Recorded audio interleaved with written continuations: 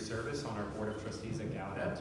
Do you mind explaining your role on the Board of Trustees and in particular why you chose to do this for Gallaudet? Well, there are several reasons. The first one is that I happen to live in this area. My wife and I have been here since 1976, so it's almost 50 years now. Second, we had friends at Gallaudet. King Jordan became a friend, for example, one of the previous presidents. Third, I've been wearing hearing aids since I was 13. I was born 6 weeks premature, and I've had this continuing nerve loss over time. Every year I lose about 1 decibel of hearing. My hearing aids have gotten better, and so I've sort of survived. My wife was born with normal hearing and lost it when she was 3 years old due to spinal meningitis. And so she was a lip reader. And when we moved here in 1976, I thought she was working for the CIA, but couldn't tell me about it.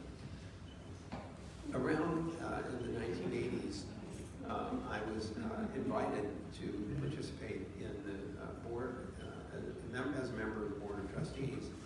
And several things attracted me to the university. One of them was the experience base here on visual communication, which is a vital, vision is one important part of our 5 senses. And Gallaudet had been focused very, very strongly on how visual communication and learning could work. And I still think that's true. I still think that's an important resource. And of course, signing was a common practice here.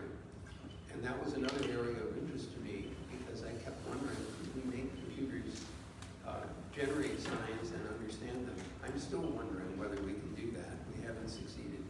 But again, as I mentioned earlier, I'm hopeful that some new artificial intelligence tools will make that more feasible. So this is a terrific resource.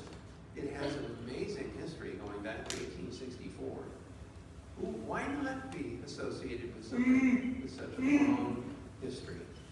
So that attracted me, and I served for quite some time. Called the father of the internet. And how do you reflect on that legacy?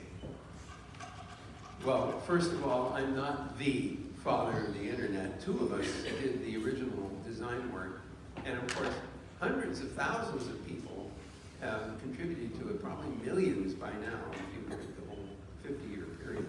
So it's a little disturbing to be called the father of the internet, given that it wouldn't have happened without the help of so many other people, and I want to freely acknowledge that.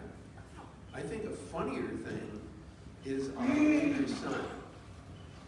He was born in 1973, the same year that Bob Kahn and I started working on the design. So he asked whether he's the brother of the internet. And his uncle, my brother, says, well, if my son is the brother of the internet, I must be the uncle of the internet. Some people say, who's the mother of the internet? And it turns out there are multiple mothers because there were a lot of women involved in this design.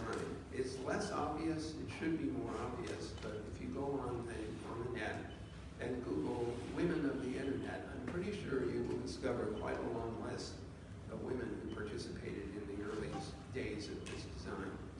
So the answer is, I accept the point that I was there at the very beginning with Bob and some of my other colleagues.